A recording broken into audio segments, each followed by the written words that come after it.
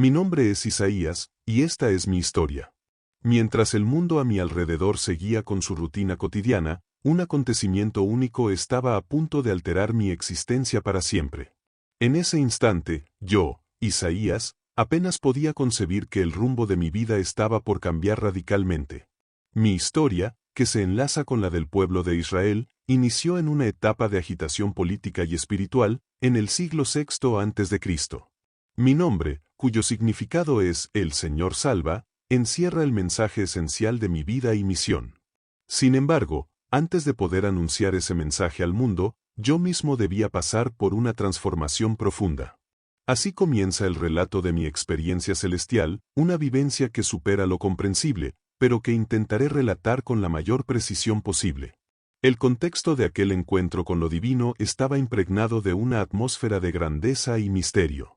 Mientras me hallaba en oración, buscando dirección y alivio ante las pruebas que enfrentaba nuestro pueblo, fui trasladado en espíritu a un sitio que escapaba al entendimiento humano. Frente a mí se alzaba un trono sublime y elevado, una imagen que reconocí de inmediato como la representación del mismísimo Dios, el Señor de los ejércitos. El resplandor de su presencia iluminaba todo en derredor, superando incluso la luz del día. Fue un instante de temor reverente, pues me hallaba frente a la pureza de lo sagrado. Una entidad tan excelsa que solo su vestidura llenaba el templo entero. Alrededor del trono revoloteaban serafines majestuosos, criaturas celestiales de hermosura indescriptible y poder incalculable. Cada uno tenía 6 alas, con 2 cubrían sus rostros como símbolo de humildad, con 2 ocultaban sus pies en señal de respeto, y con 2 se mantenían en vuelo, dispuestos a servir al Altísimo. Los serafines proclamaban unos a otros con una voz que retumbaba como tormenta: «Santo, santo, santo es el Señor de los ejércitos, toda la tierra está colmada de su gloria». Cada palabra vibraba en el ambiente, estremeciendo los pilares del templo y llenando mi interior de una mezcla de temor y asombro. En medio de esta escena sobrenatural, una intensa conciencia de mi propia indignidad me sobrecogió. Mis labios manchados por la falta y mi condición caída se sentían profundamente insuficientes frente a la perfección divina. Con desesperación exclamé: «¡Ay de mí, estoy perdido! Porque soy un hombre de labios contaminados y habito en medio de un pueblo de labios impuros, y mis ojos han visto al Rey, el Señor de los ejércitos». Fue un momento de reconocimiento de mi insignificancia ante la grandeza de Dios, una realidad que quemaba mi ser como una llama. Pero en su bondad infinita, el Señor ofreció limpieza y perdón a alguien como yo. Uno de los serafines se acercó volando, portando una brasa encendida que había tomado del altar con unas pinzas. Tocó mis labios con ella y dijo: «Mira, esto ha tocado tus labios, tu culpa ha sido retirada, y tu falta ha sido limpiada». Este acto simbólico representaba una transformación mucho más profunda, una purificación interior, una renovación de mi ser y espíritu que me permitía estar ante Dios no como un culpable, sino como alguien restaurado. Fue entonces cuando escuché la voz del Señor, más dulce que la melodía más armoniosa, aunque impregnada de poder soberano. Él preguntó: «¿A quién enviaré, y quién irá por nosotros?». El silencio que siguió estaba cargado de expectación ante ese llamado sagrado. Algo dentro de mí se agitó. A pesar de aún sentirme indigno, la gracia divina me había transformado y no podía quedarme callado ni pasivo. Con un corazón ahora encendido por el amor del Altísimo y la misión que me había sido encomendada, respondí: «Aquí estoy, envíame a mí». El Señor entonces me asignó una tarea que sabía sería difícil. Me anticipó que, aunque mi mensaje era de suma relevancia, muchos no escucharían ni comprenderían. «Ve y dile a este pueblo: escuchad con atención, pero no comprendáis, mirad con claridad, pero no captéis». Esa sería la naturaleza de mi llamado: anunciar la verdad divina a corazones endurecidos y oídos cerrados. La misión era desalentadora, pero estaba resuelto a cumplirla, pues sabía que no estaba solo, el Señor estaría a mi lado. Así, fortalecido por esta visión celestial y el encargo que me fue confiado, regresé al mundo de los hombres, pero ya no era el mismo. Ahora era un emisario de Dios, portador de un mensaje de salvación y juicio. El llamado profético no era solo una tarea, era una transformación de mi identidad, una vida completamente renovada. La advertencia de que muchos no recibirían el mensaje no disminuía su importancia, al contrario, reforzaba mi compromiso de anunciar la palabra de Dios con integridad, sin importar las consecuencias. Los años siguientes estuvieron marcados por pruebas y resistencias, pero también por momentos de comunión íntima con el Altísimo. Mi caminar no fue sencillo, enfrentando no solo la desconfianza y la agresividad del pueblo, sino también el sufrimiento personal y la incertidumbre. No obstante, cada obstáculo sirvió para consolidar mi fe y mi decisión de obedecer al llamado que me fue dado. Al comienzo de mi misión, cuando la penumbra aún cubría los valles de Judá y Jerusalén, yo, Isaías, sentía el peso de la encomienda que se me había asignado. Las primeras palabras que Dios puso en mi boca no eran de alivio ni de serenidad, sino de advertencia. Mi alma estaba inquieta, pues el mensaje que debía comunicar confrontaba directamente la corrupción, la injusticia social y la falsedad religiosa que se habían arraigado profundamente en el corazón de mi pueblo. Era una responsabilidad que me estremecía, pero sabía que la verdad del Altísimo debía ser proclamada, aunque eso me costara todo.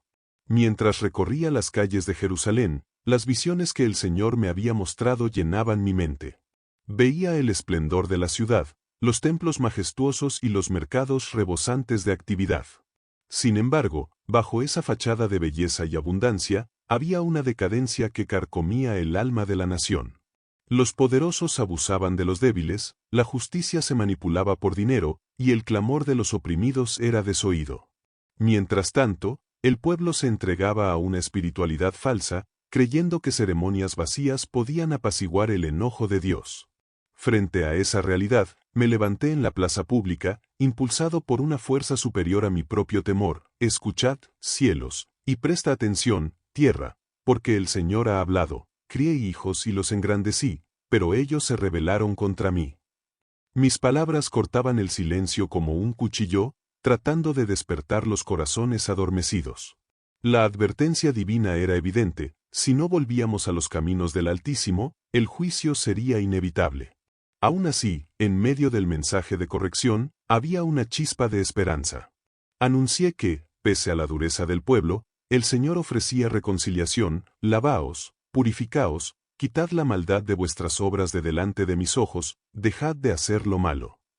Era un llamado a la conversión, a un cambio genuino que pudiera restaurar la conexión rota entre Dios y su pueblo. Esa era la maravilla del corazón del Señor. Incluso ante la rebeldía, su mano seguía extendida para rescatar. Sin embargo, la reacción a mi mensaje fue variada. Algunos corazones se abrieron, reconociendo la veracidad de mis palabras y buscando el sendero del retorno. Pero muchos se cerraron aún más, incapaces de soportar la verdad sobre sus errores y la urgencia de cambiar. La oposición que enfrenté fue intensa, manifestándose tanto en ataques directos como en desprecio frío. Pero no podía guardar silencio. Movido por la visión del trono divino y la santidad que contemplé, continué entregando las revelaciones que se me habían confiado. Ay de los que promulgan decretos injustos, y de los escribas que redactan opresión, para apartar del derecho a los necesitados y para quitar la justicia a los pobres de mi pueblo. Mi voz se alzaba contra la maldad, exigiendo rectitud verdadera. Las profecías contra Judá y Jerusalén no eran meras denuncias, eran una invitación al despertar espiritual. Hablé de un porvenir donde la equidad fluiría como un torrente y la integridad como un manantial constante. Un futuro en el que, pese a la corrección divina, la promesa de restauración resplandecería como un faro. Era una visión esperanzadora que iba más allá del juicio inmediato, apuntando a una era donde Dios establecería su reino de paz y justicia. Mientras anunciaba estas verdades, soportaba persecución y rechazo. Muchos me consideraban un agitador, alguien que desafiaba la estructura establecida y amenazaba la armonía social con palabras incómodas. Pero sabía que mi objetivo no era agradar a los hombres, sino permanecer leal al Dios que me había escogido. Mi confianza estaba firmemente anclada en la promesa de que, en el tiempo oportuno, sus palabras en mi boca llegarían a aquellos cuyos corazones estaban listos para recibirlas. Así se desarrollaba mi servicio profético, día tras día, año tras año. Con cada mensaje pronunciado, con cada revelación compartida, observaba cómo la historia de mi pueblo era tejida por la mano de Dios. En medio del sufrimiento y la corrección, la promesa de salvación seguía firme. En una época caracterizada por la inestabilidad y el temor, cuando la amenaza de guerra se cernía sobre la tierra de Judá, yo, Isaías, fui enviado con una palabra de esperanza en medio de la desesperanza. La invasión sirio-efraimita no solo ponía en riesgo la paz de nuestra nación, sino también los cimientos mismos de nuestra fe. Fue en ese contexto incierto cuando el Señor me llamó para entregar una profecía que trascendía las épocas, una declaración que se volvería la base de la confianza para todas las generaciones. El monarca Acaz, cuyo interior estaba alterado por las noticias de los ejércitos que se aproximaban a Jerusalén, se hallaba en el atrio del santuario cuando me aproximé a él. Su rostro mostraba una mezcla de miedo y vacilación, un reflejo del sufrimiento que oprimía a su nación. Fue frente a este gobernante rodeado de asesores preocupados que el Señor me ordenó hablar. El anuncio que llevaba era potente, destinado a cambiar el temor en confianza, la inseguridad en seguridad. Por eso, el mismo Señor les ofrecerá una señal: he aquí que la doncella quedará embarazada y dará a luz un niño, y le pondrá por nombre Emmanuel. Las frases brotaban de mi boca con una precisión y una intensidad que solo podían provenir del Altísimo. Emmanuel, Dios en medio de nosotros, un título cargado de sentido, una evidencia de que, pese a las circunstancias aterradoras, el Señor no había dejado de estar presente con su pueblo. La respuesta de Acaz fue de desconfianza. Su razonamiento estratégico era incapaz de captar la magnitud de lo que se estaba manifestando. Sin embargo, la predicción no era únicamente para él, sino para todos los que escucharan, una promesa celestial de compañía y resguardo. El alumbramiento de Emmanuel sería una prueba perpetua de la cercanía de Dios con su gente, un destello en la penumbra que envolvía a nuestra patria. Mientras me alejaba del soberano, mi alma estaba llena de un remolino de sensaciones. Era consciente de la incredulidad que mis declaraciones podían provocar, del riesgo de ser malinterpretado o incluso rechazado. Pero la convicción en la veracidad de lo que se me había encomendado sobrepasaba cualquier inquietud. La promesa de Emmanuel era un punto de luz, un refugio firme en medio de los vendavales de la existencia. En los días y semanas posteriores, mientras los rumores de guerra se hacían más intensos y la desesperanza parecía adueñarse del espíritu del pueblo, el mensaje sobre el nacimiento de Emmanuel funcionaba como un recordatorio constante de la lealtad de Dios. La promesa de que una doncella quedaría encinta y traería un hijo al mundo desafiaba toda lógica humana, un prodigio que solo el Hacedor podía llevar a cabo. Observaba en los ojos de quienes confiaban un brillo de esperanza restaurada. La profecía de Emmanuel se volvió tema de conversación en los hogares y plazas, un murmullo de fe entre el ruido de la confusión. Incluso aquellos que dudaban no podían desestimar la posibilidad de lo sobrenatural, la idea de que, tal vez, Dios estaba por realizar algo sin precedentes. El tiempo transcurrió y la amenaza de la invasión de los reinos de Siria e Israel se disipó, pero la palabra sobre Emmanuel quedó latente, aguardando su cumplimiento en el momento fijado por Dios. Mi labor como portavoz divino me llevó a entregar muchos otros anuncios, pero la predicción sobre Emmanuel tenía un lugar especial en mi interior, un emblema de esperanza y salvación. Años después, mucho más allá de mis días en este mundo, la promesa de Emmanuel se haría realidad de una forma que excedería toda previsión. El nacimiento de ese infante, en medio de condiciones humildes, marcaría el inicio de una historia de entrega, amor y redención que atravesaría las eras, tocando los corazones de millones. Mientras el atardecer cubría a Jerusalén con su velo suave, yo, Isaías, me hallaba sumido en profunda contemplación sobre el porvenir de mi nación. Las palabras del Señor fluían en mi interior como un torrente poderoso, trayendo percepciones que superaban el entendimiento humano. Fue en uno de esos instantes sagrados que recibí una visión que no solo definiría el curso de los tiempos, sino que también encendería una chispa de fe en las almas agotadas de futuras generaciones. No era un mensaje cualquiera, era la predicción del nacimiento de un niño cuyo gobierno iniciaría una etapa sin igual de armonía y rectitud. Las penumbras de la noche no podían apagar el fulgor de la revelación divina que iluminaba mi mente, porque un infante nos ha nacido, un hijo nos ha sido entregado, y el dominio sobre su espalda. Cada palabra quedaba marcada como hierro ardiente en mi ser, testimonio del poder absoluto de Dios para ejecutar su voluntad suprema. Este niño anunciado en medio de tribulaciones y desaliento sería el lazo restaurado entre lo eterno y los hombres. En la visión observé los títulos honorables que serían atribuidos a este heredero celestial, y será su designación maravilloso consejero, Dios poderoso, Padre perpetuo, soberano de paz. Cada nombre era un océano de contenido, reflejando las múltiples dimensiones de su esencia y misión. Sería la fuente de inteligencia insuperable, el campeón invicto en lucha, el custodio de la eternidad, y el constructor de una paz que excedería todo raciocinio.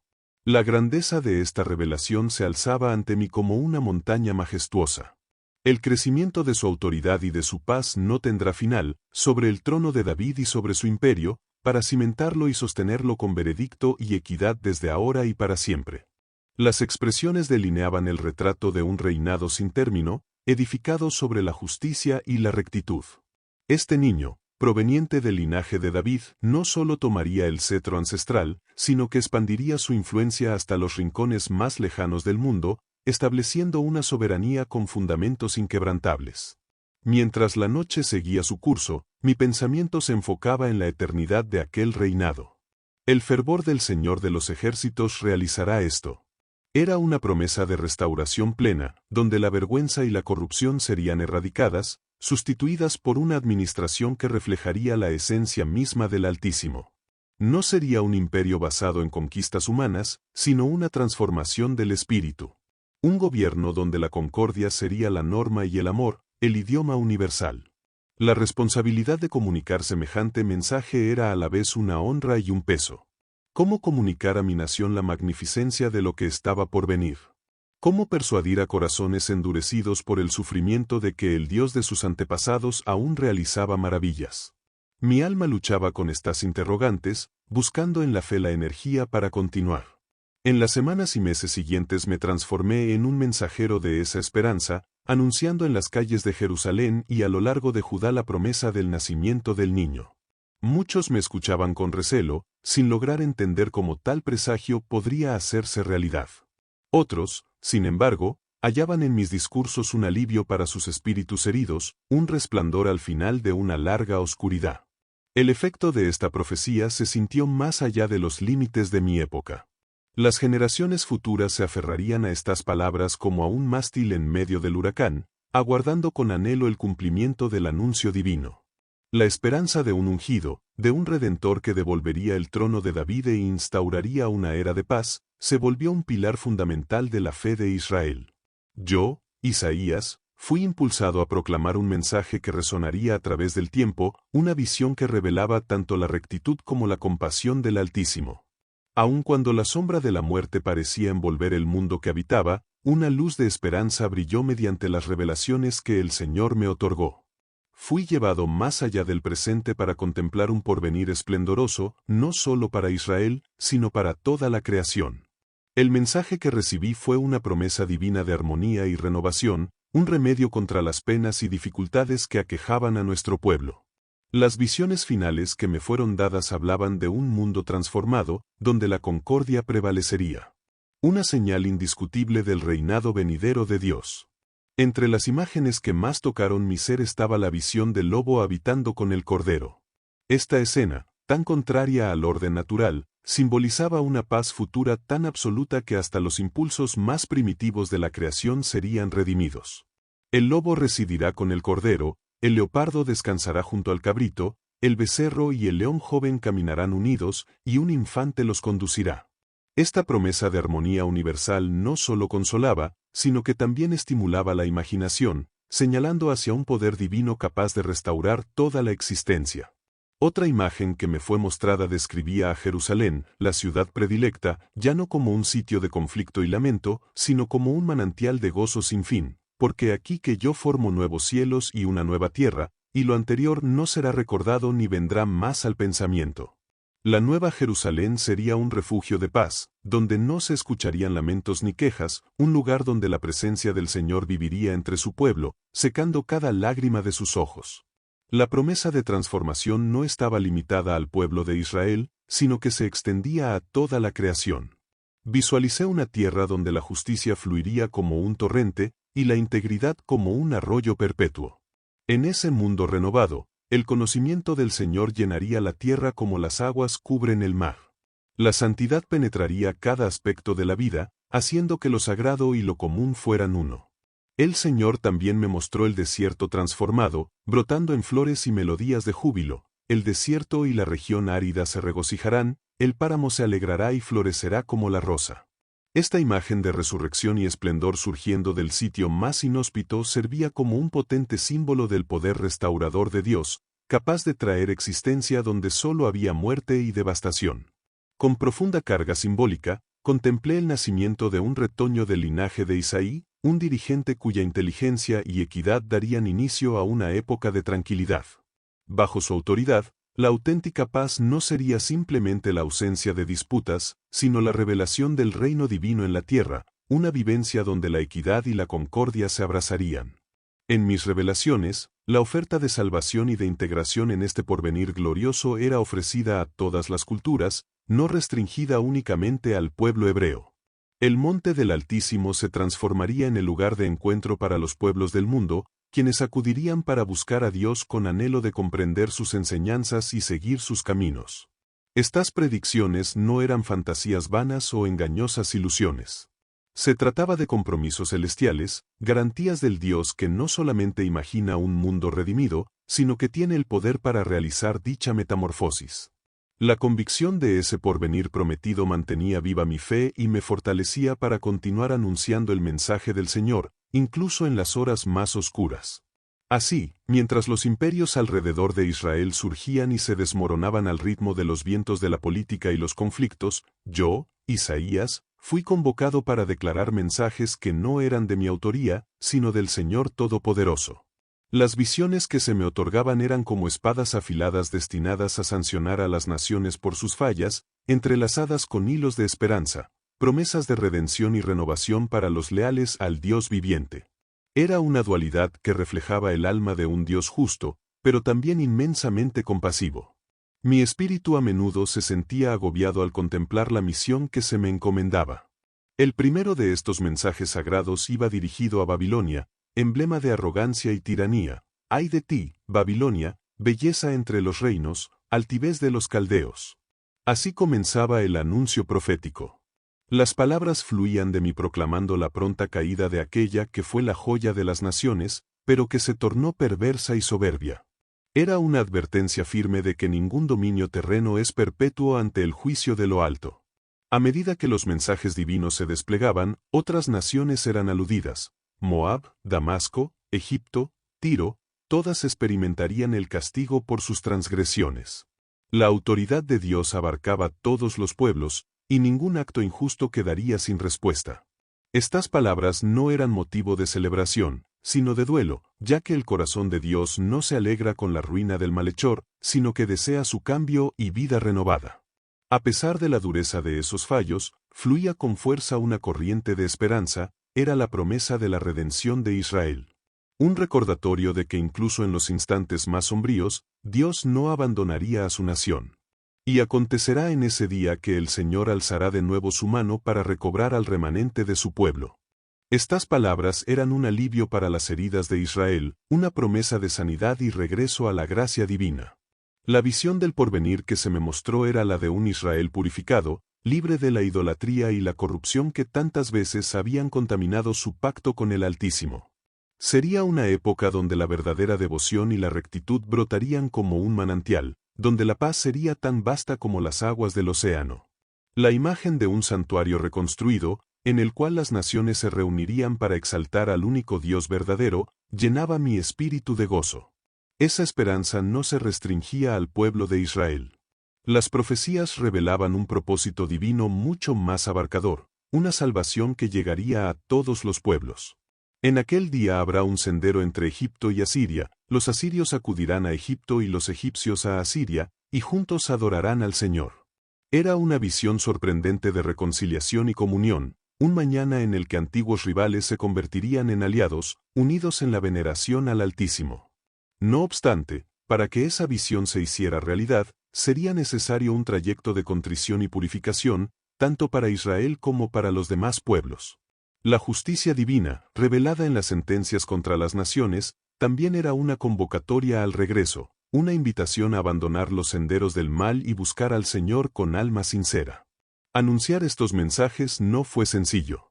Afronté oposición, duda e incluso violencia. Pero la certeza en la verdad de las palabras y la urgencia de su anuncio me sostenían. Sabía que, aunque el castigo era inminente, el corazón de Dios anhelaba la redención de sus hijos. El día en que su gloria inundara la tierra, fui testigo de numerosos hechos que revelaban el poder y la compasión del Altísimo. Uno de esos momentos fue particularmente personal y conmovedor, relacionado con el rey Ezequías, un hombre de gran fe y un dirigente entregado al bienestar de Judá. Yo, Isaías, fui testigo y partícipe en los días en que la sombra de la muerte rodeaba su vida. Una dolencia fatal amenazaba con poner fin a su existencia y su reinado. Era un tiempo de gran tribulación para la nación, cuando las tropas de Asiria proyectaban un futuro tenebroso sobre nuestra tierra, y Ezequías cayó enfermo. El Señor me envió al monarca con un mensaje que estremecería a cualquier ser humano. Así dice el Señor, arregla tus asuntos, porque vas a morir y no vivirás. Transmitir semejante noticia a un rey amado y justo no era tarea liviana. Pero la voluntad de Dios es suprema y enigmática, y debe ser comunicada con lealtad. Ezequías, al escuchar el mensaje sobre su muerte inminente, giró su rostro hacia la pared y elevó una súplica al Señor con una intensidad y sinceridad que solo un alma verdaderamente dolida puede manifestar. Sus palabras reflejaban su vida ante Dios, recordándole al Señor cómo había caminado con integridad y con un espíritu recto, y había hecho lo que era recto ante sus ojos. Las lágrimas de Ezequías eran un testimonio mudo de su fe y de su pena. La respuesta de Dios a esa plegaria genuina llegó a mí de manera asombrosa e inmediata. Antes siquiera de salir del patio, la palabra del Señor me alcanzó, diciendo que regresara y le dijera a Ezequías: he escuchado tu oración, he contemplado tus lágrimas, he aquí que añadiré 15 años a tu vida. Además, el Señor prometió liberar la ciudad del dominio del rey de Asiria y protegerla. Era una promesa de sanación y defensa divina, una muestra del favor celestial sobre Ezequías y Jerusalén. Para Ezequías, esta promesa celestial vino acompañada de una señal tan extraordinaria que desafiaba la razón humana: la sombra en el reloj solar retrocedería 10 grados. Este prodigio no solo servía como garantía de la promesa divina, sino también como testimonio eterno del poder soberano de Dios sobre la creación, capaz de revertir el curso del sol. La recuperación de Ezequías no fue únicamente una victoria personal, sino una señal para el pueblo de Judá de que Dios estaba con ellos, incluso frente a la amenaza asiria. El rey, al recibir una nueva oportunidad de vida, se dedicó con renovada pasión al liderazgo de su nación y al culto al Señor, consciente de la gracia que se le había concedido. La gratitud y la adoración brotaron del alma de Ezequías, expresadas en un himno que relataba su angustia y la liberación divina. Reconoció la intervención de Dios en su sanación, interpretándola como un llamado a vivir sus días restantes con una conciencia más profunda de la presencia y el propósito de Dios en su existencia. Este episodio en la vida de Ezequías se convirtió en una de las muchas narraciones de fe y poder celestial que formaban la compleja y rica herencia espiritual de nuestro pueblo. Fue un testimonio de la intimidad que una persona puede tener con Dios, de la eficacia de la oración sincera, y de la verdad de que nuestra existencia está en manos del Altísimo, quien puede alterar el destino humano según su voluntad. En medio del polvo de la ruina y la desesperanza, cuando el pueblo de Israel yacía esclavizado bajo el dominio de Babilonia, un nuevo mensaje de esperanza me fue dado para compartir. Esta etapa de mi misión se manifestó en un tiempo posterior, cuando la necesidad de consuelo y renovación era más urgente que nunca. Las palabras que brotaban eran como agua fresca en un desierto, destinadas a revitalizar el espíritu de un pueblo quebrantado, prometiendo la liberación del cautiverio y el retorno a la tierra prometida. Consolad, consolad a mi pueblo, decía el Señor. Estas palabras eran un mandato sagrado, un llamado a hablar directamente al alma de Israel con mensajes de consuelo y esperanza.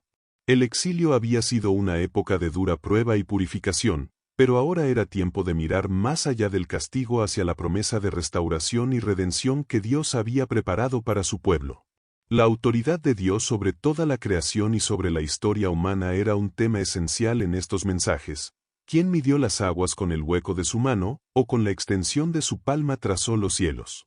Estas interrogantes retóricas subrayaban la incomparable grandeza de Dios, afirmando que el mismo Dios que formó los cielos y la tierra era plenamente capaz de rescatar a su pueblo del exilio.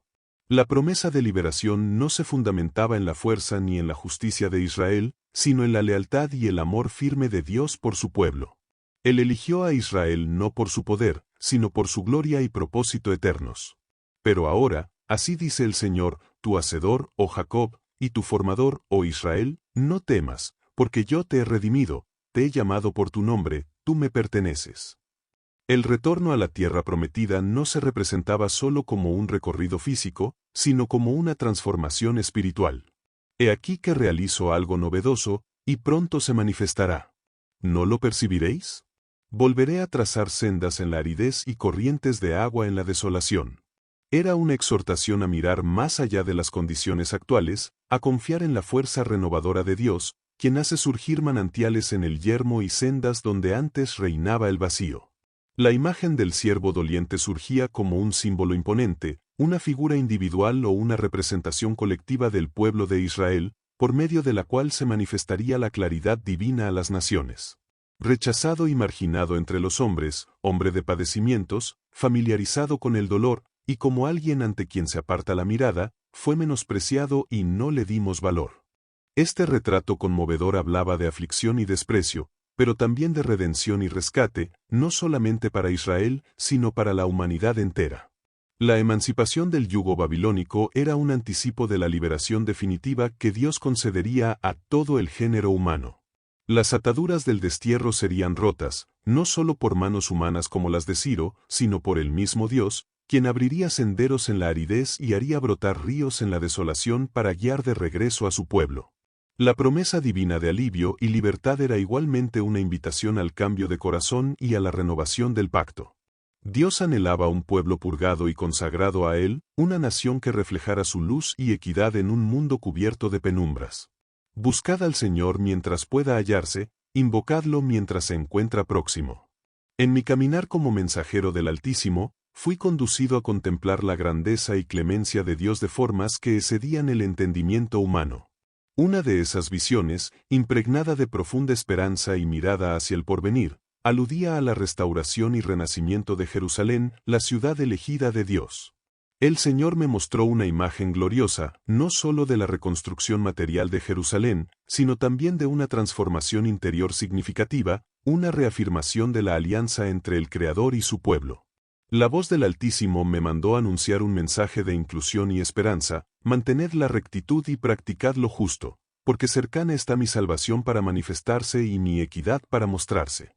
Era un llamado dirigido al pueblo del Señor, instándolos a conducirse conforme a sus mandamientos, alistándose para la cercana renovación prometida.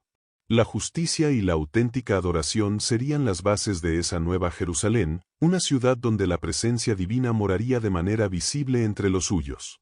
La visión se extendía más allá de los límites de Israel, incorporando una promesa revolucionaria y asombrosa: la inclusión de los no israelitas en la comunidad de los creyentes. A los eunucos que observen mis sábados, escojan lo que me agrada y abracen mi alianza, les concederé en mi templo y dentro de mis muros un sitio y un nombre más honorable que el de hijos e hijas, les daré un nombre eterno que jamás será eliminado. Esta promesa evidenciaba el carácter acogedor del amor divino, derribando barreras y extendiendo la redención a todos aquellos que buscan al Señor con sinceridad de corazón. La renovación de Jerusalén vendría acompañada de una metamorfosis social profunda, en la cual los valores del reino celestial, justicia, paz y gozo en el espíritu, se harían manifiestos. Los débiles y oprimidos hallarían justicia, los forasteros un lugar donde pertenecer, y todos unidos, judíos y gentiles, elevarían alabanzas al Señor al unísono, en un santuario donde no habría espacio para la exclusión ni el prejuicio. Esta transformación espiritual y comunitaria sería un testimonio elocuente ante las naciones vecinas, atrayéndolas hacia la luz del Altísimo. Jerusalén, la urbe que antes yacía destruida y vacía, se alzaría como fuente de esperanza y redención, un faro de rectitud divina en un mundo a menudo marcado por la injusticia y el desaliento. En el centro de esta nueva Jerusalén estaría el templo del Señor, ya no como un edificio encerrado entre muros de piedra, sino como una colectividad viva de adoradores donde la devoción genuina fluiría en espíritu y verdad. Porque mi casa será llamada casa de oración para todas las etnias. La apertura de este santuario reflejaría el corazón del Dios viviente, acogiendo a todos los que se acerquen a él con fe. La promesa divina para la renovación de Jerusalén también anticipaba una creación renovada, en la que los antiguos conflictos y dolores serían reemplazados por júbilo y paz sin fin. Porque aquí, yo creo nuevos cielos y una tierra renovada, y lo anterior no será recordado ni vendrá al pensamiento. Este nuevo entorno estaría caracterizado por una comunión perfecta entre Dios, el ser humano y la creación, un retrato del reino eterno de Dios. La equidad sería la norma suprema en esta Jerusalén restaurada, con el mismo Dios como juez íntegro, garantizando que los afligidos y marginados reciban reparación. La ciudad se convertiría en un ejemplo de sociedad justa, donde cada persona gozaría del fruto de su labor con serenidad y protección bajo la mirada bondadosa del Señor. Mis palabras, al derramarse como ríos de revelación divina hacia el pueblo del Señor, hallaron terreno fértil en muchos corazones, aunque en otros despertaron rechazo y enfrentamiento. Mi camino como profeta no fue únicamente por valles de visiones y cumbres de inspiración celestial, sino también por terrenos secos de persecución y sombras de muerte. Durante el reinado de Manasés, un periodo de grave decadencia espiritual y retorno a las idolatrías que siempre denuncié, mi presencia y mis anuncios se volvieron insoportables. Mi constancia en proclamar la justicia de Dios, la pureza en la adoración y el arrepentimiento de los pecados colisionaba directamente con la corrupción e idolatría promovidas por el poder gobernante. Mi vida, entregada a declarar la soberanía del Señor, avanzaba en dirección contraria a las influencias dominantes de la época. La tradición, aunque no consignada en los libros sagrados, relata mi destino final en manos de aquellos que no soportaban la verdad. Se dice que, por mandato de Manasés, fui ejecutado como mártir, testigo de la fe hasta el último suspiro. Entre los relatos más conmovedores se encuentra uno que sugiere que fui partido en dos con una sierra, un desenlace atroz reservado para quienes proclamaban palabras demasiado incómodas. Aunque este episodio no aparece en la Escritura, resuena con el testimonio de tantos profetas y fieles que padecieron por su fidelidad. Es un recordatorio sombrío de que el camino de la verdad y la justicia con frecuencia implica el sacrificio extremo. Mi supuesto martirio, entonces, no representa simplemente un final de dolor, sino un testimonio de una confianza inquebrantable en el Dios de Israel, una convicción por la cual estuve dispuesto a pagar el precio más alto. A pesar de enfrentar la posibilidad de una muerte tan atroz, mi esperanza y fe en el Señor jamás flaquearon. La visión de una Jerusalén renovada, de un pueblo restaurado y de una creación redimida sostenía mi alma. Creí, hasta el último aliento, que la verdad divina prevalecería sobre toda oscuridad, y que la luz de su justicia alumbraría los caminos de la humanidad. Mi muerte, aunque teñida por la violencia, no constituye el eje de mi historia, sino más bien el mensaje que fui llamado a proclamar, un mensaje de juicio, sí, pero también de esperanza, restauración y del amor eterno de Dios hacia su pueblo. Mi herencia, entrelazada en las páginas de las Escrituras y en las tradiciones que me recuerdan, persiste como una luminaria para todos los que anhelan el rostro de Dios, recordándoles que aun en los momentos más oscuros, su luz no se extingue.